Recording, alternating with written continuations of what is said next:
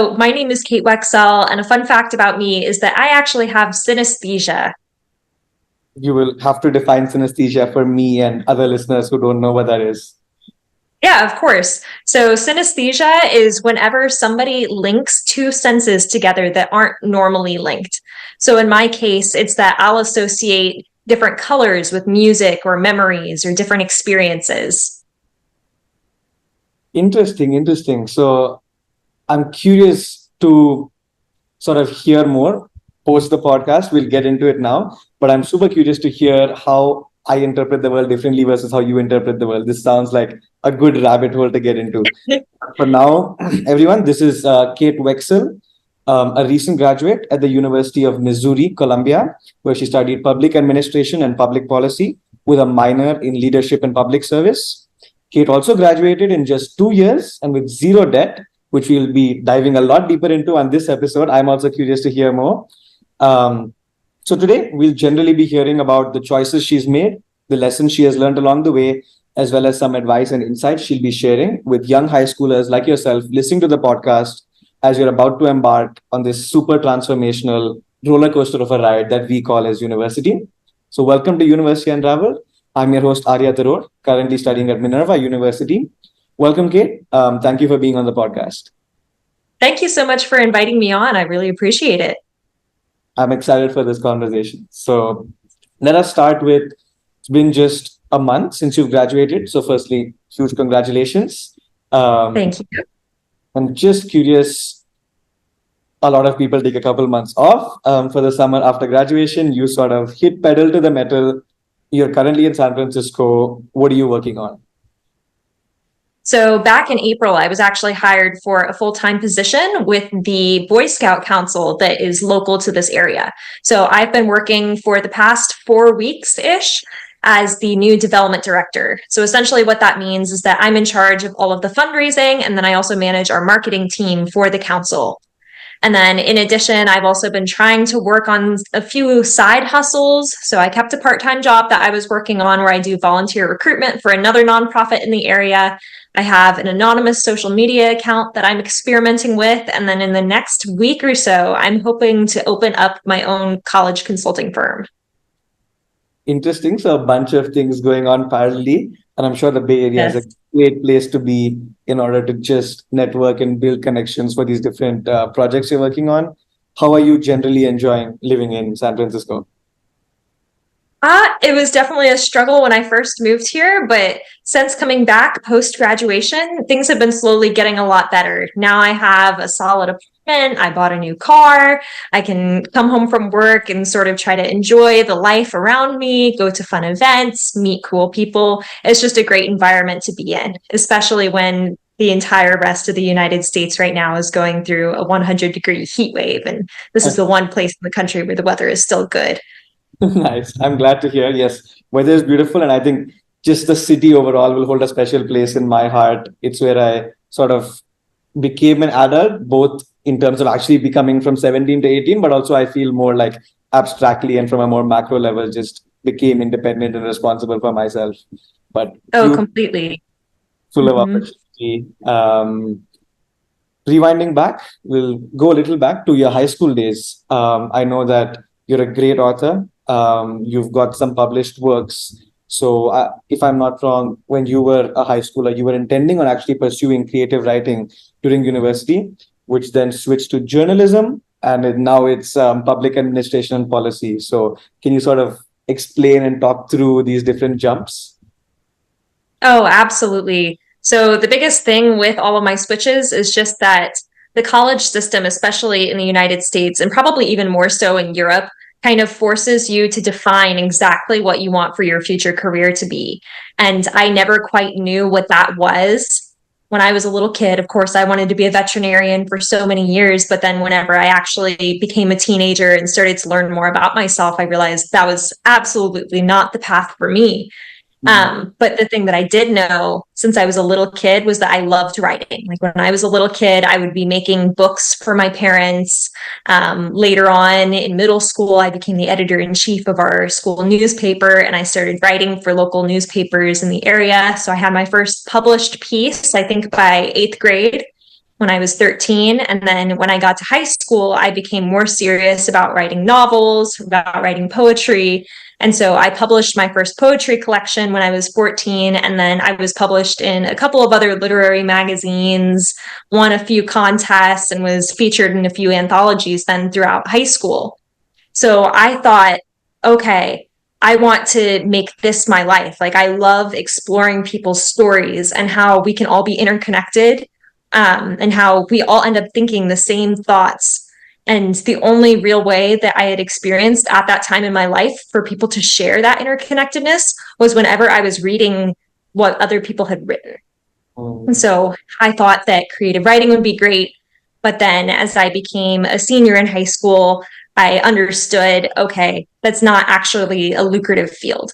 It has a lot of risk, not a lot of reward. Even New York Times bestselling authors still aren't making any money. And so what would be a better path to pursue where I'm still telling people's stories and hopefully standing up for causes that I believe in, but that would pay me more money and be more stable.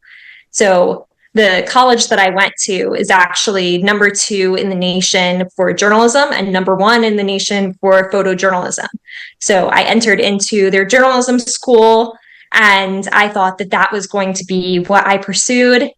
And then I got to semester 1. I didn't make it too far within journalism, but we had a required journalism ethics course called Journalism and Its Role in Democracy. And so as I was sitting in that giant lecture hall with 300 of my closest friends that were fellow students in the journalism program, we started talking about bias. And when I was going through high school, that was whenever, the pandemic was going on. That's when in the United States, we had Black Lives Matter protests going on. And so the media had kind of been a big hot mess throughout that time. But what I was told about bias in my journalism class was that unlike back in the 1950s and 60s, where journalism was supposed to just objectively show both sides and let people and the audience decide what is actually correct and, do their own research. Now, based on the way that journalism has to be advertised and how it's monetized, it ends up just becoming clickbait. And so now there are publications like the New York Times and the Washington Post that they specifically say in some of their guidelines that they're only going to hire people if you're writing for the side that is righteous and that has the correct perspective, not necessarily giving people that opportunity to decide what they want.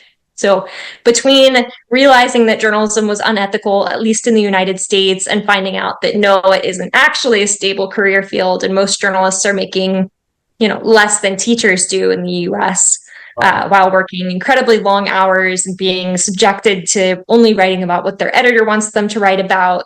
In that perspective, I was like, okay, nope. Let me just cut this off here before I get too far in. But what I realized I was good at was I still wanted to advocate for people, and I still wanted to use the skill set that I had to communicate for people, and that the better way to actually do that and create real change in the most effective way was through public policy. Because within that, my public policy degree, that encapsulated communications, marketing, actually understanding policy and how to research it. Even the public policy process, it's very, very similar to creating a business model and then figuring out how do you evaluate things? How do you decide the economics of something? How do you weigh all of these different ways that decisions affect people within a complex system? It was all of these big questions that I wanted to think about, but I actually now have control to create that change. I'm not being restricted by an editor. So. Yeah, I love how the why stayed the same, advocacy and creating positive impact for people. The how changed from writing, creative writing, to journalism, to now public policy. Just a quick question: your degree specifically at the University of Missouri Columbia, was it public policy from primarily an American point of view, or was it absolutely global? You could apply concepts to if you had to work anywhere over the globe. So the interesting thing is a lot of our courses that were central to the degree that everybody had to take, it was more just about the public policy process in general, like, identifying a problem, coming up with different solutions, understanding who the stakeholders are and talking to them about the problem, deciding who's implementing it and how to evaluate it. Like, that's pretty universal. And I've worked on global teams who have been trying to solve problems, and you use the same process everywhere. But then you're able to take different electives through the university program. And so I know I was able to take other courses that they weren't technically within the public policy degree path, but it would be case studies about a multicultural world. And so I actually ended up getting a certificate in multicultural studies. I took some courses on human rights. And so a lot of that, I mean, my final paper for that was a 20-page essay about what public policy initiative would you apply to any human rights issue. So I ended up writing about housing and how to solve the housing crisis here in California, because since I moved to San Francisco, and I'm sure you felt the same way, that has become like a very pressing issue, and everybody who sees the homelessness problem here definitely can feel it deeply. What I just because public policy itself, like especially like let's say in my circle, people who are interested in a similar degree are doing political science or international relations. Do you feel like political science, international relations, public policy, are they synonyms or are there significant differences between these courses? I would say that they're very, very similar.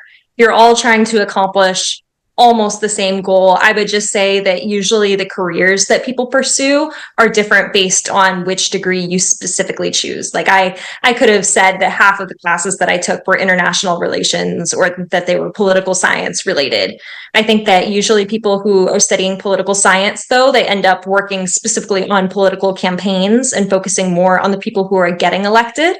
Whereas like in my degree, it's focusing more on if you already are the politician, or if you're already one of the people working in a government agency, or not even necessarily a government agency. It can also apply to consulting as and then international relations. Usually people are aiming for becoming a diplomat or an ambassador. So it's more about what is the end goal, but overall, which one you choose out of the three doesn't really matter that much. So begin with the end in mind. So seems like the courses are decently similar, but maybe the career path branching off the three are slightly in a different direction. So it's good to have that clarity as to where do you want to work and sort of what kind of work you want to do before you choose between, let's say, the three or other similar degrees. Yeah, and the one thing that I would say about the political science degree versus the public policy is also that political science usually focuses more on political history and philosophy, whereas public policy as a degree, it's usually more about the application of public policy. So that's personally why I chose that over political science. I didn't care as much about, analyzing texts, like philosophical texts from the 17 and 1800s. I cared a lot more about what's going on today. How can I solve these problems? So a lot of your classes are focused on current affairs. Would it be correct to say that? Yeah. Yes, definitely. Yeah, all of my assignments were usually related to like go out and find an actual town that has implemented this policy, or find a policy that isn't working and propose how would you solve this, things like that. Okay, beautiful. A year ago, you rejected an offer from Northwestern University, which is a dream school for many of my friends, my juniors. Instead, you chose to attend the University of Missouri, Columbia, because you had a nearly full scholarship. A month ago, I saw your beautiful LinkedIn post, very well crafted, where you talked about how you graduated in 2 years and with zero debt. So coming back to our hook, 3 parts to the question, but I'll begin with the first part. Break down the decision to not attend Northwestern, and why was it so important for you to go to UMissouri Columbia and graduate with as little debt as possible? Yeah, so it was definitely a long process. I guess I'll probably have to go back to why did I even choose that school to begin with, and why did I want to transfer? Because I grew up in the Midwestern United States. And so I went to a very large public high school here, but due to our location, I had a lovely guidance counselor. He was the most supportive man ever. But our school didn't actually do any type of coaching. We had one session where they taught us how to fill out the common application, but otherwise there was no sitting down and having a conversation with somebody asking you like, oh, what are your top choices for where you want to apply to go to college? Is that actually a realistic fit for you? Does that fit your goals? There was nothing like that. So we were all just kind of on our own. And so as I said before, like I was still trying to figure out what did I even want to study that made sense, because I don't like being boxed into that concept of what your career has to be and that you have to have this one static image in mind of what you want your future to look like. And so similarly, I also didn't know which college I wanted to go to. So when I hit my senior year of high school, I kind of just applied to like a third of the schools I applied to were just free applications. A third of them were, I knew that they had a good journalism or creative writing program already. And then a third of them were schools like Northwestern, Yale, Stanford. And in all honesty, I had absolutely no idea what went into the admissions criteria for those places. So I remember I completely messed up on parts of my application thinking like, oh, yeah, I was the security council delegate for our high school model UN team. And that's what I wrote on my application, not what it was in reality, just under a different name, which was that I was the president of our model UN team. You know, I wasn't thinking in those terms, but that's what places like Stanford and Northwestern and Yale wanted to hear. So I was very, very disappointed when it was the springtime and I got a bunch of rejections and a couple of wait lists. So then during my senior year, I was looking at, okay, what are my remaining options? And the University of Missouri ended up being the cheapest one. But in my mind, I was like, I absolutely don't want to go there. This is where all of my classmates are going. I told myself that I'm going to hate this. And so I already went into college with that mindset of like, I am going to despise this. I don't belong here. Let me try to leave as fast as possible. So I went through my entire freshman year thinking, instead of trying to appreciate what this has to offer, let me think of how to get out. So I worked my butt off my whole freshman year to try to now that I knew what that admissions criteria was and that they're looking for this GPA and these extracurriculars, I tried to sort of fit into that mold. And so I did as many activities as possible. And I tried to figure out what was that slant that I needed. And so then Northwestern, it really had been my dream because that was the number one journalism school, not number two, because that makes so much of a difference, you know. And then it came to May. And by that point, I had realized, you know what? My university isn't actually that bad. And what did I even want to transfer for to begin with? And I realized it was mostly that I didn't like being trapped in a campus bubble. And I wasn't entirely impressed with some of my classmates. But even more than that, it was just that I didn't want to be in the Midwest anymore. And I didn't want to be surrounded by all of these people from my childhood. And I kind of needed a break from all of that to try to become my own person. So then when I was accepted to Northwestern, of course, I was ecstatic. And then I was like, yes, I need to go drive up to Chicago this weekend and go take my photo under the big arch. And then when I got there, I was walking around campus and I realized like, wait, these buildings are uglier. And I had previously attended a course there, like just one class that I had sat in on when I was a senior in high school. And I was doing a tour with one of the students. And I realized like, wait, that had been exactly the same. Like there wasn't even anything better about the teaching style. And then I looked at their list of clubs and activities that they had, and it was identical to my university. And then I looked at their gym and I was like, this is worse too. And then in July, I got my financial aid package and they were going to reset me with my credits. So for context, when I entered college, I had almost a full year's worth of credits already. And then I had gained almost a year and a half worth of credits during my first year. So I was 2.5 years into college already. Northwestern wanted to reset me back to not even having a full year of classes completed. And they were going to charge me then an additional $120,000 to finish my degree. So I was already seriously thinking about, is this worth it, for my pride? All that it was a thing about my pride and wanting to feel like I belonged someplace. So did that really need to cost $120,000? And then during that summer, in between when I was accepted and when I received that financial aid package, I was privileged enough to be able to go on a trip to Sweden and witness their educational system there. So I got to see how people of all ages, they could just go to college for free. So people would go and get their bachelor's degree and then maybe come back and get a master's or a PhD or 2 or 3 bachelor's degrees, or just come take a course for fun. And people were so happy, and it was amazing to see that people could just learn for the sake of learning.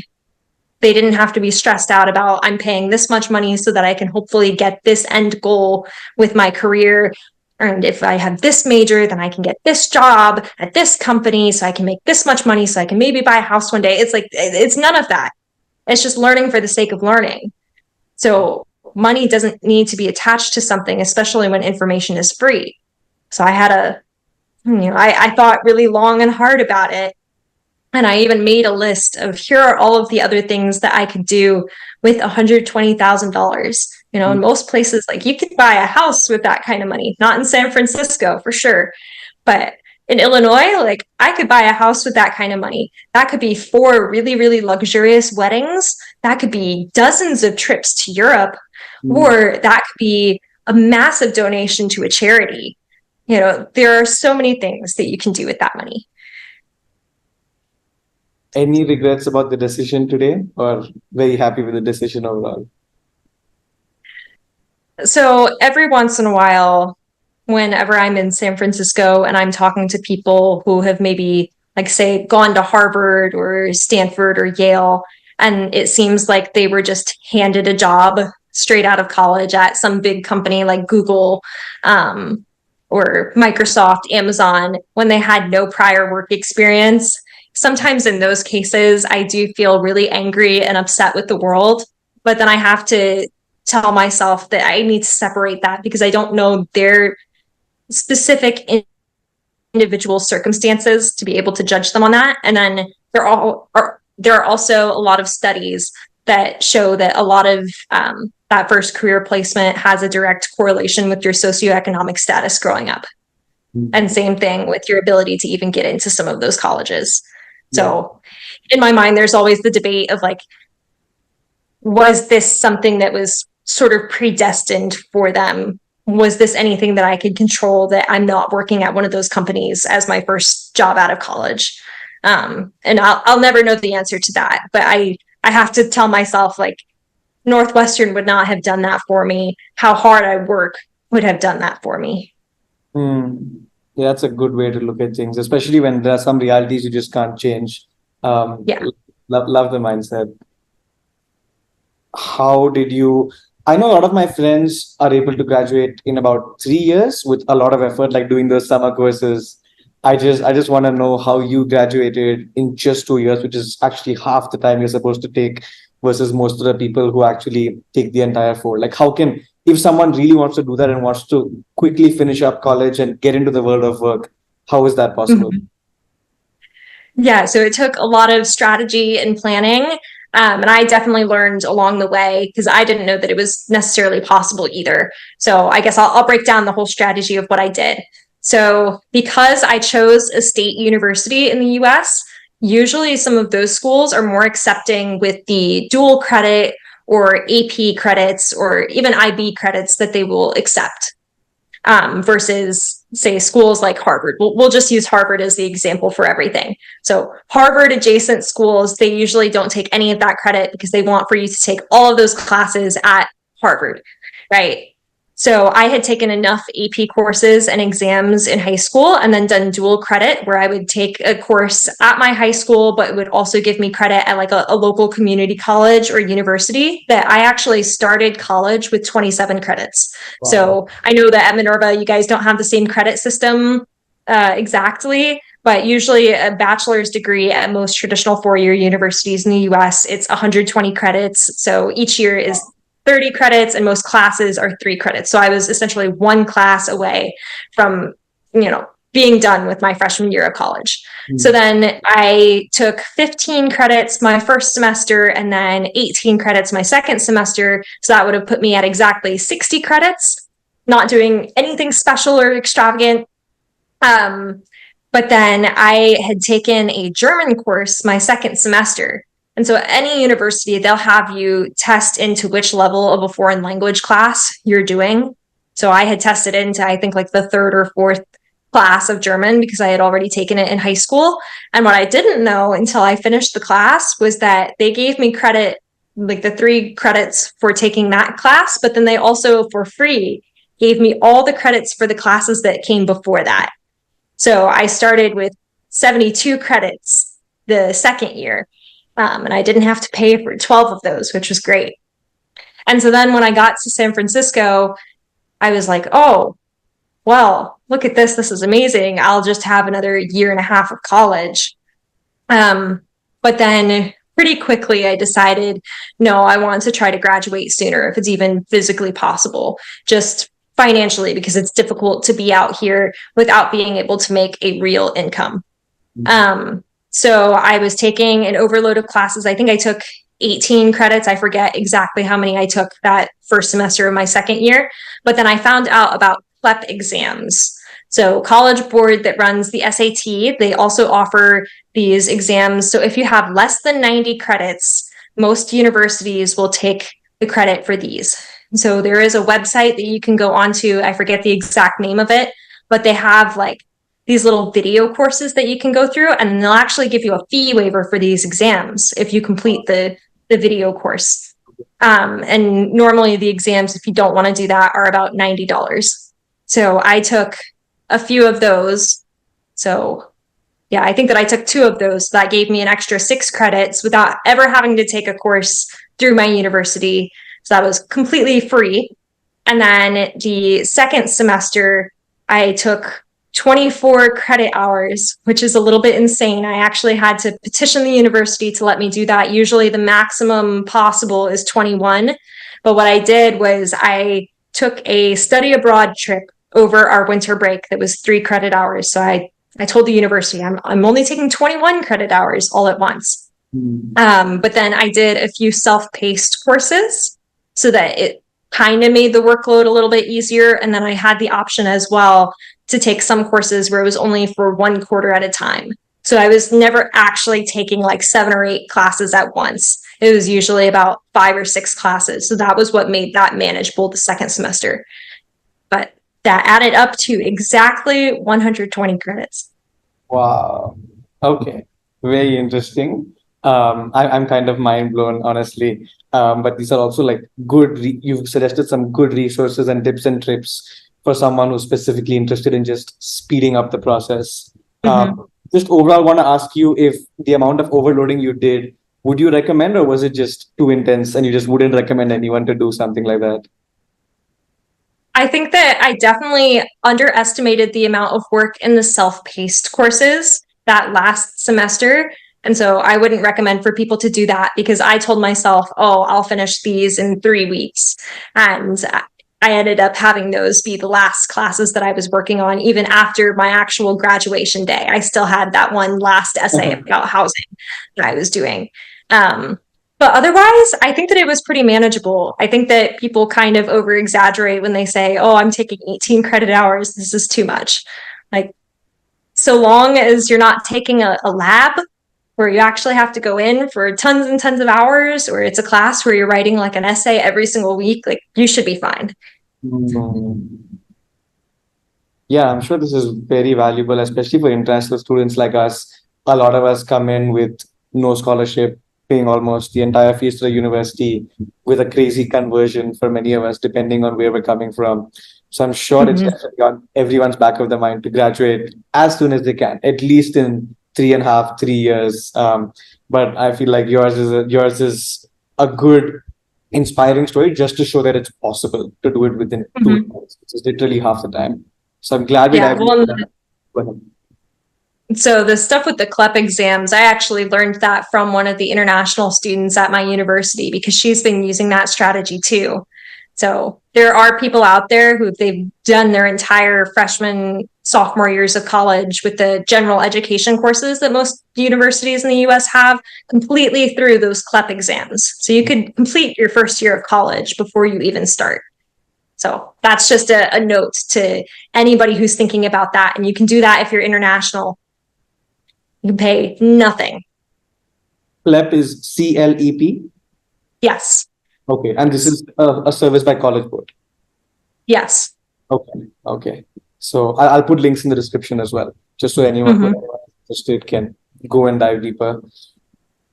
You actually ruined the suspense, but I'll come to the question. So you spent your second year in San Francisco. So you were distance and remote, and so you were on the West Coast in the Bay Area, while partly attending university. One, practically, how did that work? Was it online classes or was it just more of self-study? And two, the motivation behind that decision. So I'll start with the easier question first.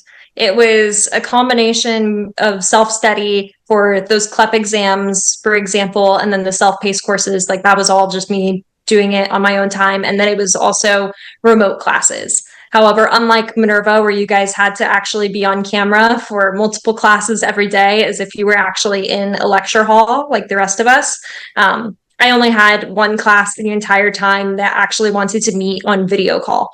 So it was actually pretty manageable. I could just do my classwork and look at the modules and videos whenever I wanted to.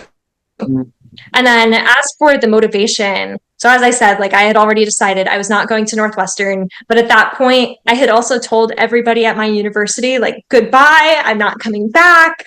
I told all my professors. It just kind of would have been bad if I would have gone back. And I still did want something different. And I had actually tried applying to universities in Europe, but it was kind of a little bit too late by that point. So I was like, where can I actually find a place that is different and where people are highly motivated, where I can learn a lot from the people in the industries that are around me.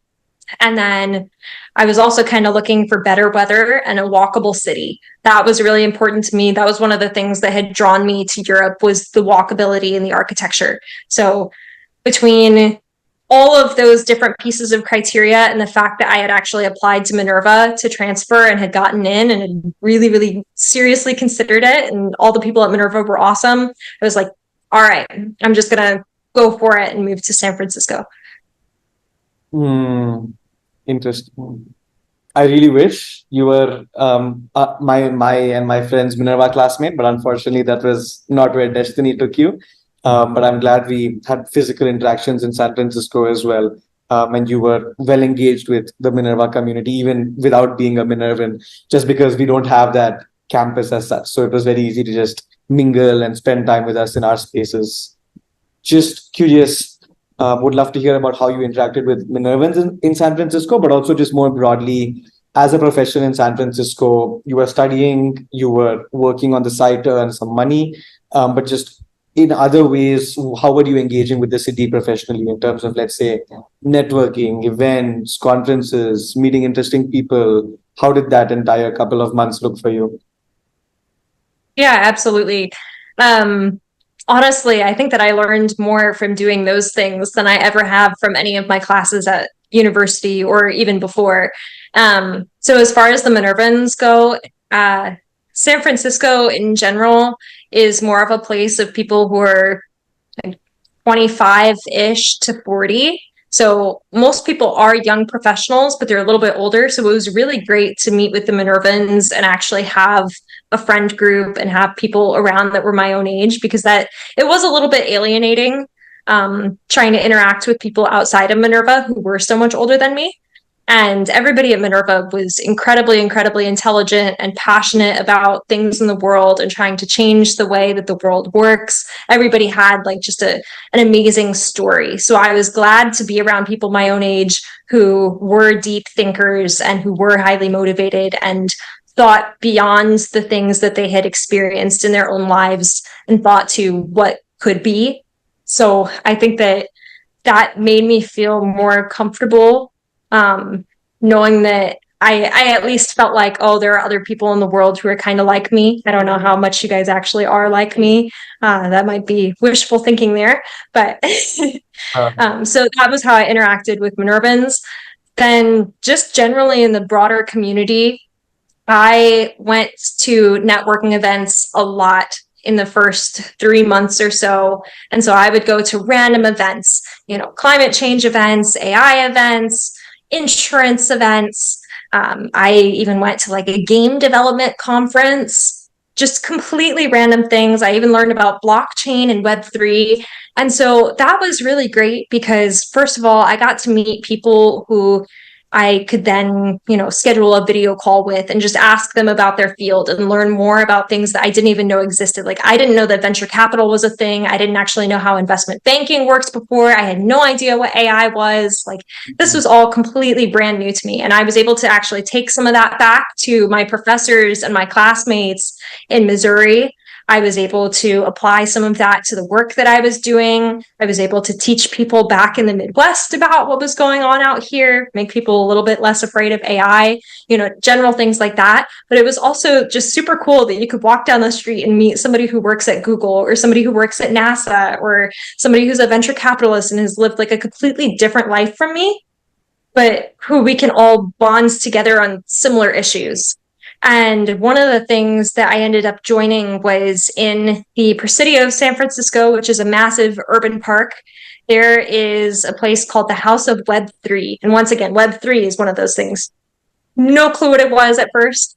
But I had gotten invited to a meeting to talk about homelessness. So they bring together people who are working on Web3 projects and nonprofit leaders in the area. So I started attending these weekly meetings. And they actually ended up having volunteering opportunities and different little breakout projects that you could get involved in.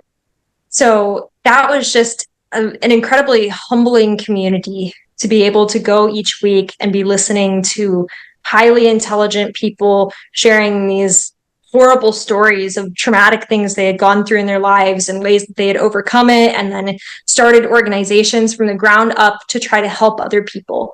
And to know that that was the focus of people here. I really regret not going to House of Web3. I have friends who actually went over, attended some meetings last.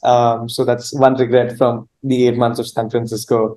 But hopefully sometime in the future when I'm maybe settled there for the long term. But also want to double down on, this is not personal experience, but what I've heard is that the beauty of San Francisco compared to even other cities in the US, like Boston, which have a ton of intelligent people working in big companies, is in San Francisco, as you said, you will actually meet them on the street. It's not an academic bubble where everyone is just at Stanford or everyone is just at UC Berkeley. You will actually just meet these people on the street, at networking events. Stanford itself is open. A lot of me and my friends went multiple times down to Stanford, went to events, met Stanford profs, met Stanford students, met Sal Khan. At an AI and education event, spoke to him. So that's the beauty of just living in the Bay Area, in my opinion. There's less of those barriers in terms of age and in terms of just who you are. It's just, are you an interesting person who's building something interesting? And let's talk about that. Like, let's nerd out. So, Definitely. And you're there for the long term. So I'm sure this kind of a mindset is really good in terms of growth and personal development, especially at your age. So beautiful. We'll want to push you a little further on one thing you said. Maybe a lot of listeners listening to the podcast are very clear about, this is the field I'm interested in. I'm interested in investment banking, or I'm interested in AI, or I'm interested in literature and poetry. You mentioned the importance of going to a wide range of events, like going to events where you have almost zero background knowledge on the topic. So I'll push you there and ask you again, why is that so important for you? And what sort of value did that bring you to be, you're not working in AI, blockchain, deep tech, space tech, but why is it still important for you to know about these different fields? I am a firm believer that you should know a little bit of everything for a lot of different purposes. In your job, if you only know how to do one thing, like, sure, maybe you can do that one thing really well, but then when a problem comes up, you have no idea about all of the other solutions that could possibly be implemented. And I've even had examples in my work so far, not at this new job, but in jobs in the past where I have been able to do that. And it's helped the entire team and kept us from having to hire out contractors to do that work instead, just because I knew a tiny little bit about some other field. And then even just in general, when you're trying to talk to other people, I mean, there are so many people here who work in so many different fields. You can't just generalize everybody here as being a tech bro or a finance bro or something like that. But if you know a little bit about everything, then you're able to talk to people and say, oh, yeah, I heard about this thing that happened in your industry. Can you tell me more about it? But because you knew at least that one little detail about something relevant, now you could have just made a potential contact or a friend, more importantly. So that's why I think that it's personally important. And then also just within my field, with public policy, you have to understand how everything works together. You can't just focus on one tiny little area. It's how does the whole nation function? How does the whole world function? How do you see all of these little subsystems intertwined? Yeah, being a generalist, absolutely. I'm also an advocate. Generalist, specialist first, and then a generalist is the way I approach it. But I just generally think, personal experience and from what I've heard, is just generalists are also just more interesting people to hang around with. Someone who can talk about 100 different topics versus someone who will spend an hour just talking about one thing, and then when you talk about the work you do in a different field, they have no clue and they're not interested. So I think good to be well read, good to be well aware of different fields. And I don't know, I mean, serendipity, somewhere, somehow down the line, your AI friend or your blockchain friend might be a potential collaborator, or a startup co-founder. Something might come out of that relationship. So no harm. It's like asymmetric risk, low risk. There's no cap on the reward, like potentially unlimited reward to having such a connection is the way I like to think about it. Yeah, I actually had a beautiful experience with one of those things, like with blockchain. I had gone to an AI blockchain conference just to try to learn more about it because I knew nothing about it. But at the same time, I was working on lobbying efforts for small towns in the state of Illinois. And so while I was at the blockchain conference, they started talking about this one organization that is using blockchain to provide internet access to rural communities. And I was like, oh, wait, this is actually a huge problem. So I ended up then afterwards having a call with the company and learning more about how their product worked. And while it wasn't specifically applicable to like the one town I was working with in Illinois, it was applicable to a lot of the other towns that were related to it. And it turned out that some of the state legislators in Illinois had actually been trying to think about how to solve that problem and provide more internet access. So I was able to tell them like, hey, here are some companies out there that maybe you could hire them or provide grants so that towns could hire them. And then you're also, working on this innovative new idea and being one of the first people to actually purchase this product. There you go. So it's not just in the air, world, like global advice. I think this is a good practical example of how such a connection is valuable. So I'm really glad you touched upon this. Want to just talk about two aspects of living in San Francisco, which might have been difficult. One, just emotionally being detached from family first, and also just friends in the entire university community. How was that on you? And second, it's an expensive city. So just financially, how did you manage? Yeah. So with the first point that you said, I know a lot of people go through this, whether they're going to college across the country or across the world, like all of you guys were at Minerva. It honestly helped me identify who were my actual friends by who made the effort to stay in contact with me. And it made me honestly appreciate the relationships that I had with people more, because as you're thrusting yourself into this completely new environment where you end up trying to grapple with like, what is my identity? Who am I now that I'm not in this familiar space anymore? You end up realizing like, oh, these people who have been around for 5, 10, 20 years, like they're actually kind of special, even if I took them for granted before. So I know with my parents, my mother and I would constantly fight when I was back at home. But now that I'm out here, we talk on the phone like every 3 to 4 days or so, and we'll be talking for hours and there's never any conflict anymore. And I just I'm now able to rely on my parents and ask them for advice and know that they're going to give me the best advice out of anybody that I would talk to. And like my friends now, they're all over the country. And of course, some have stayed back in our hometown, but it's just been really great to see their growth. And so I know I have some friends, I'll call them once every week or two, or there are some that I call them every 3 months, just depending on how introverted or extroverted they are. But it's just been great to know that I still have that support regardless. And then financially, that was definitely difficult because I came from one of the places in the United States where it's actually the cheapest to live. Actually, it was the cheapest housing market in the entire United States outside of the state of Alabama, which nobody wants to be in Alabama anyway. So coming to San Francisco, it was a huge, huge culture shock regarding wealth. And it sort of inverted how we perceive wealth. Like where I'm from, it's more you never buy a bunch of nice things, you never buy nice clothes, you never go on vacation, but you have like 5 cars and a massive house, right? And then here it's the opposite. Like you spend tons and tons of money on your tiny little apartment, but then go on 15 trips to Europe throughout the year and have all the nicest clothes and go to fancy restaurants half the days of the week. But you'll never be able to buy a house. A lot of people don't have kids here because of that, or they wait until really, really late to have children. So that like blew my mind. And especially looking at rent prices here. I know I am on my 4th apartment since moving here, and it's not even been a full year.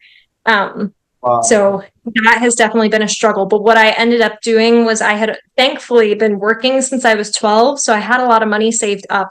And then because I was living out here and I wasn't paying for room and board and dining at my university, my tuition was significantly reduced. Like it was reduced to a fraction of the price that it was before. And I had scholarships that covered more than the rest of it. So my university actually started sending me a check. Wow. I didn't even know that that was possible. I thought like they would just keep the excess, but no, they started mailing me checks for like $7,000 every semester. So that helped to pay for my rent. But then I also got a part-time job whenever I came here. I worked a couple of part-time jobs at a time. Usually I would have anywhere between 1 and 4 part-time jobs at a time. So Wow. there were a lot of things like that. True hustler. I mean, like a lot of people in the city, I think the hustle mindset really gets ingrained. Yeah. Not a bad Yeah. And to be fair, like the jobs, it wasn't me working for waitressing jobs where I'm working 8-hour shifts. It was all things that were online or pretty hybrid, where it's pretty much like work at your own pace, you know. Want to get back to something you said earlier, which just sort of again entered my brain, and I would like to push you a bit more on this, especially for international students. My entire community of friends, family, prestige is the number one thing. The number one reason they choose a school is prestige, ranking, how good is the school at XYZ course. And that might have been your mindset also for a time in terms of, let's say, Northwestern being the number one versus you being at the number 2 for journalism. But you've got an interesting opinion on this, which I'd love to highlight on the podcast. Just something to consider. Prestige can still be an important factor for listeners when choosing their university. Why do you think prestige of a university matters less than other people think it matters? And what do you think are just some other considerations to keep in mind when choosing a school that will really be a good experience for you as a person? Yeah, so of course, I thought a lot about this when I was going through the transfer process. And then towards the end, I think it was like April, and I had started to get some of my decisions back, and I was panicking about, oh, will I get rejected to some of these other schools? One of my friends, who was actually from India, where I know that's usually a big thing, like you need to get into the best university possible. She sent me this book by a guy called Frank Bruni called Where You Go Is Not Who You'll Be. And so the entire book was about how so many students think you have to go to Stanford, you have to go to Harvard, and all of these ranking systems. And he sort of dismantled that. So a lot of people just refer back to US News. And so most universities are ranked on their research. That's not even about the students. Most students aren't involved in research. You're pretty lucky if you get to be involved in research. But that's just about how many citations does that article have. Like that's about the professors and the quality of them. But that's not even about their ability to teach. So how can you even evaluate a university? Is it based on how other people perceive it? Because then, of course, like, yeah, the Ivy Leagues are going to be perceived at the top, even if their classes are the exact same, even if their clubs are the exact same.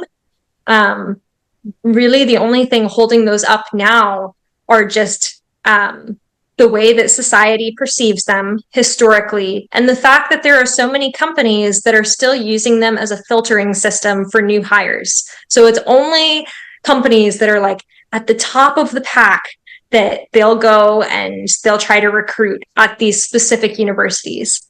But then in reality, if we're taking a look at people who have won prestigious fellowships and scholarships, like which schools have had the most Fulbright recipients, which schools have had the most people who become CEOs of Fortune 500 companies, which schools have had the most people who have gotten Marshall scholarships or Rhodes scholarships or Truman scholarships even. Like, yeah, schools like Harvard will still be up there, relatively, but actually the school that has tended to come out on top has been Arizona State, which I think that they're like neck and neck with Minerva for being the most innovative university. And then otherwise, if we look at famous people, a lot of them have just come from random state schools around the country. So it actually doesn't matter that much. And especially if you're not aiming for a top consulting firm, a top tech company, a top accounting firm, those are the only three things where people are even recruiting through that process. That's honestly kind of discriminatory and not super fair. But otherwise, for everything else, you're kind of golden. Pay less money, probably go to more parties if that's what you're into. Get to see a different part of the US and not have to stress and always feel like you're inferior to your classmates because of the stigma that other people have put onto you, And so, yeah, that's why I would highly encourage people to think about what are your other options. I found out that I personally didn't want to be in the I personally found out that I didn't still want to be in the Midwest. And what I realized is like the student body is really, really important. You need to be thinking about who are the types of people that you're going to be around.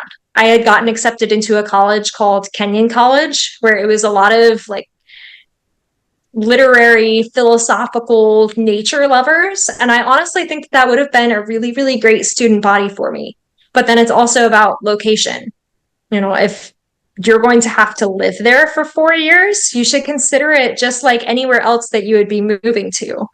So those are really the only two things that matter if you're not factoring in the cost.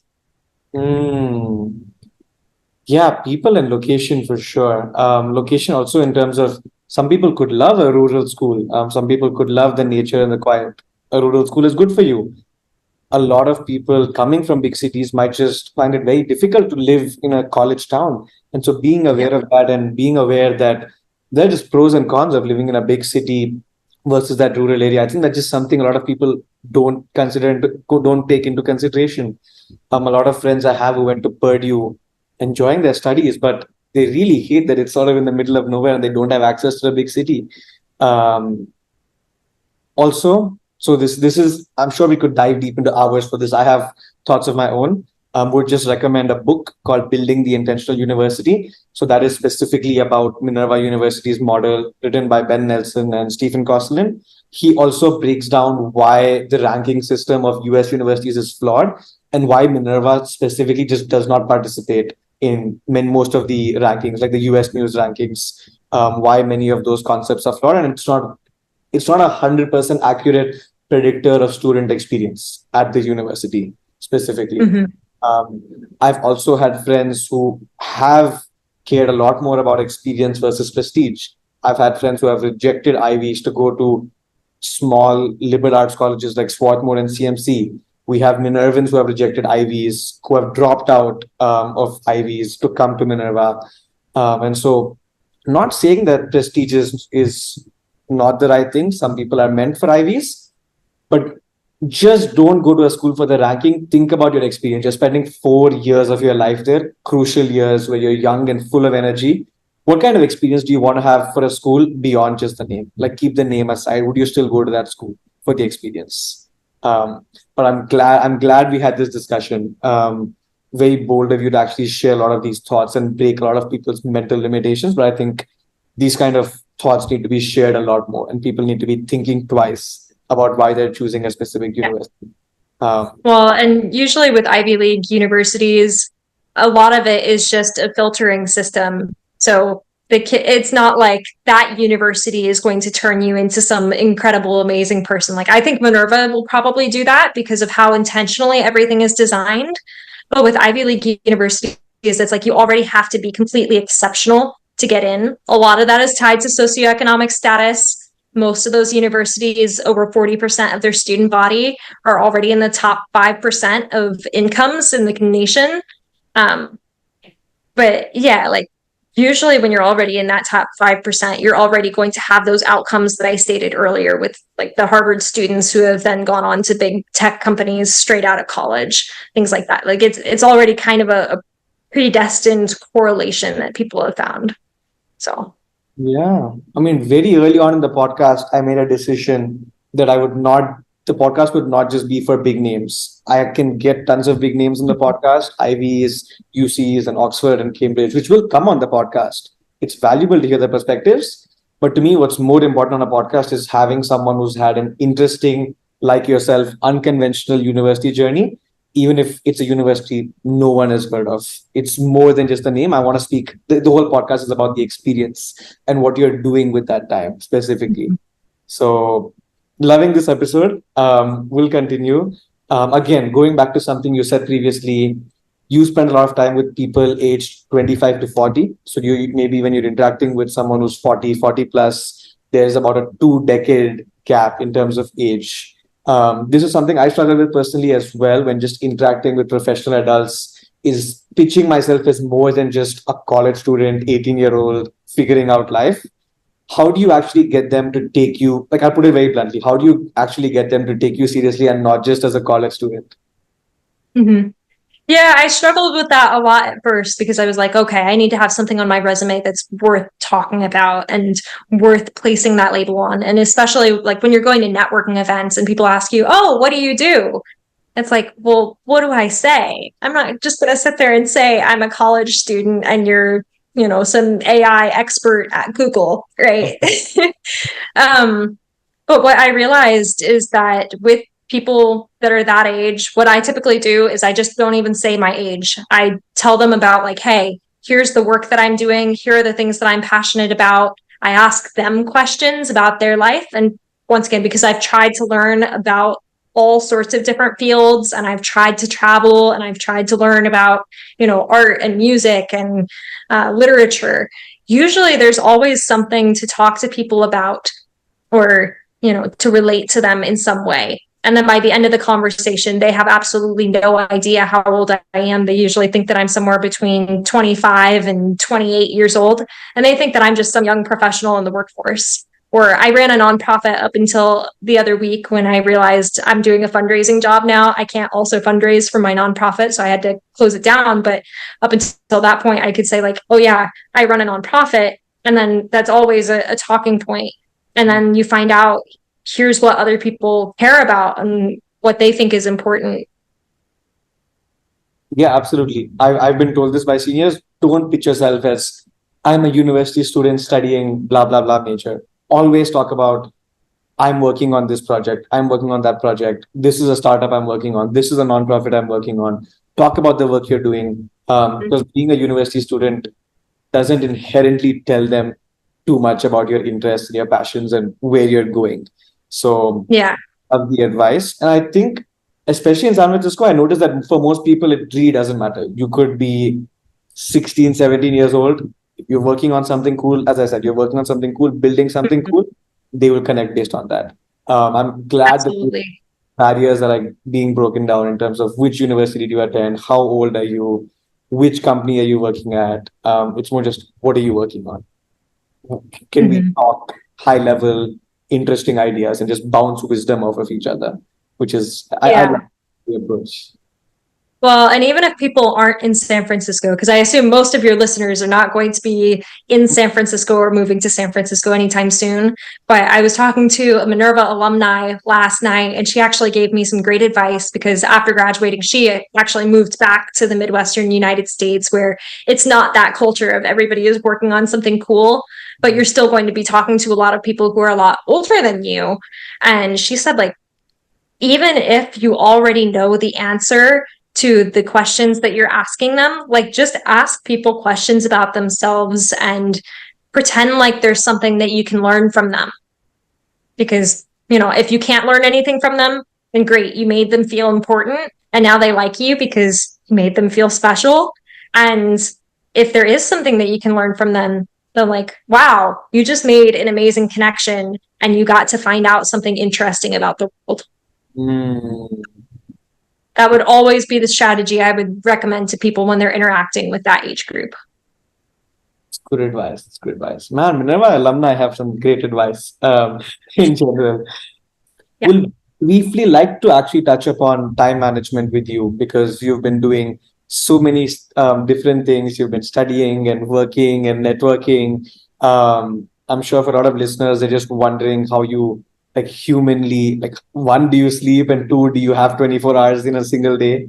So just to clarify for them, how do you manage your time in terms of prioritization and segregation? Yeah. So I definitely do sleep. I think the first thing is you need to have an actual routine and you need to be keeping your body healthy. So the less that you exercise, the more tired and you're going to be. So go to bed at an appropriate time, get the 7 to 8 hours of sleep that you need, wake up at an appropriate time, eat good, healthy meals, and exercise, because without that, your mind is not going to work and function. The rest of it is that it kind of helped that my classes were online, so I didn't have to worry about there being giant blocks of time in my day. Of course, now that I have a full-time job, things have changed with that. But then it's just get your schoolwork done first. That's priority number one.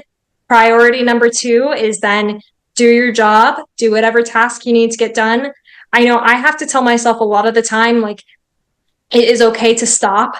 Like, make a sticky note for yourself or make a checklist at the beginning of the day saying, like, here are the essential tasks that I need to do. Like, my boss needs me to have this activity done today. This homework assignment is due today, right?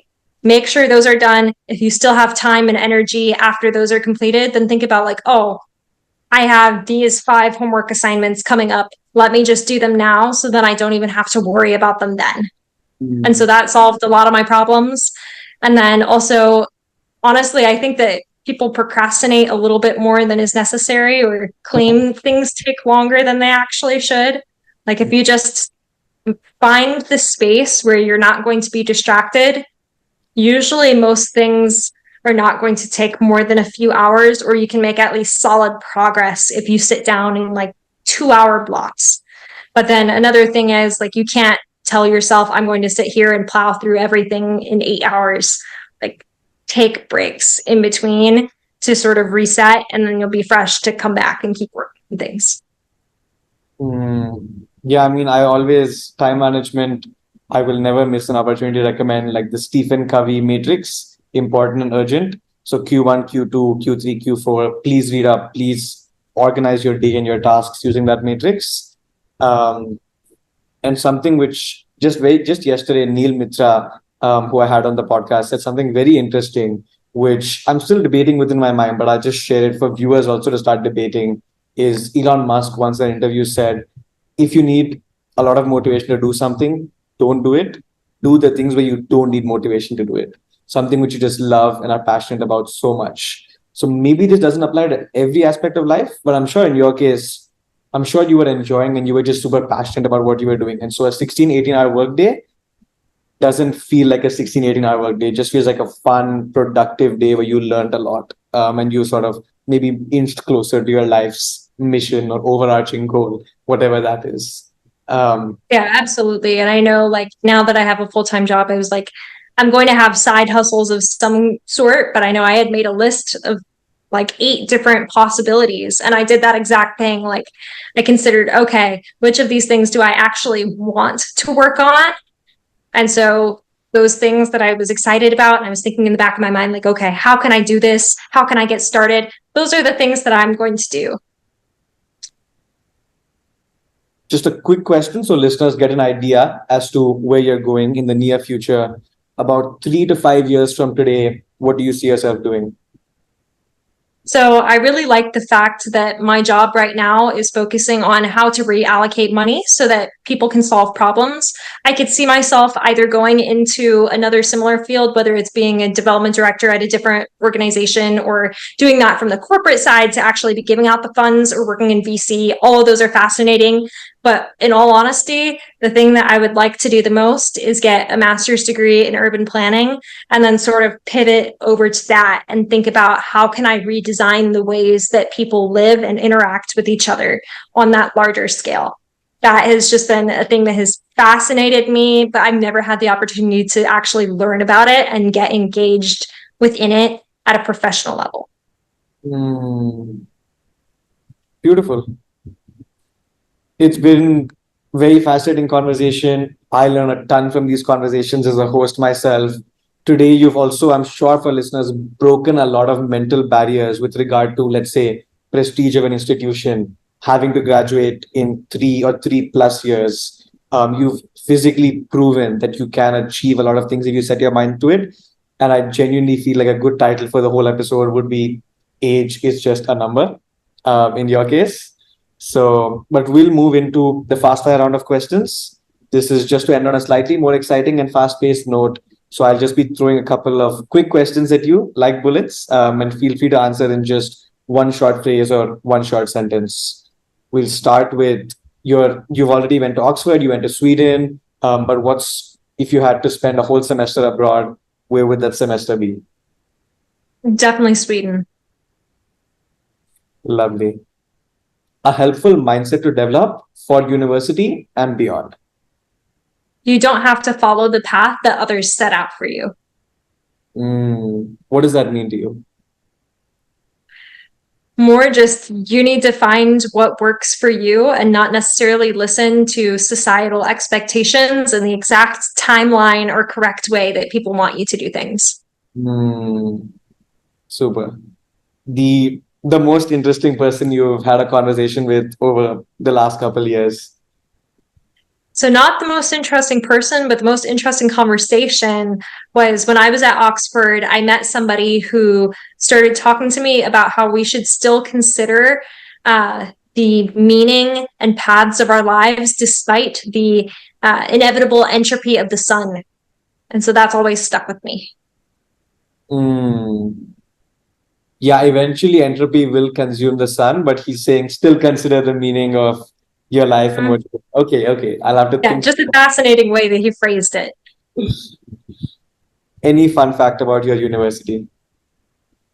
We actually have the #1 gym out of any US college campus, and Michael Phelps trained there for the Olympics. Okay. So for all the swimmers listening to this podcast,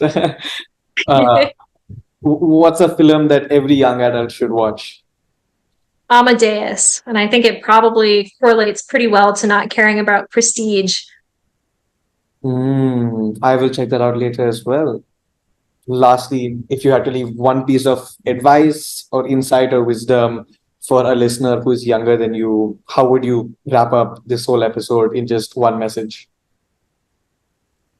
Learn to be proud of yourself and don't rely on trying to prove yourself to the people who have brought you down.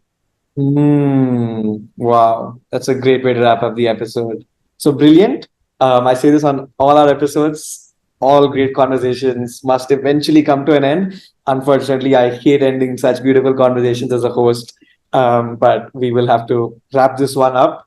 So, Kate, what's the best way for a listener to connect with you in case they have follow-up questions or they just want to hear more about your story? Absolutely. Yeah, people can obviously connect with me on LinkedIn. My name is spelled KATEWEXELL. And then you guys can also follow me on Instagram. So it's kate.h.wexell. Perfect. Thank you so much for your wise words on University Unraveled, and absolute pleasure to have you on the podcast, Kate. Yeah, it's been super fun. Thank you so much for having me on. All right, that was the episode. To all the young listeners out there, I hope you enjoyed.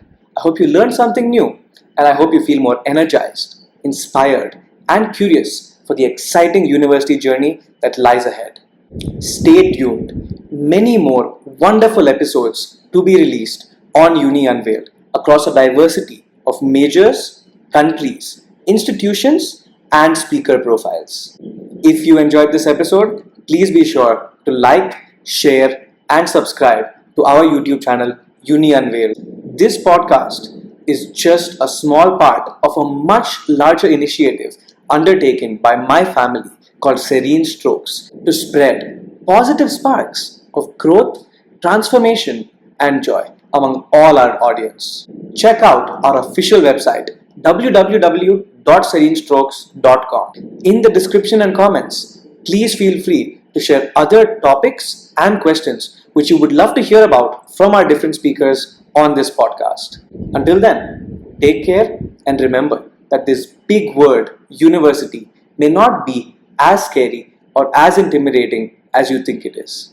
Thank you for listening to Uni Unveiled.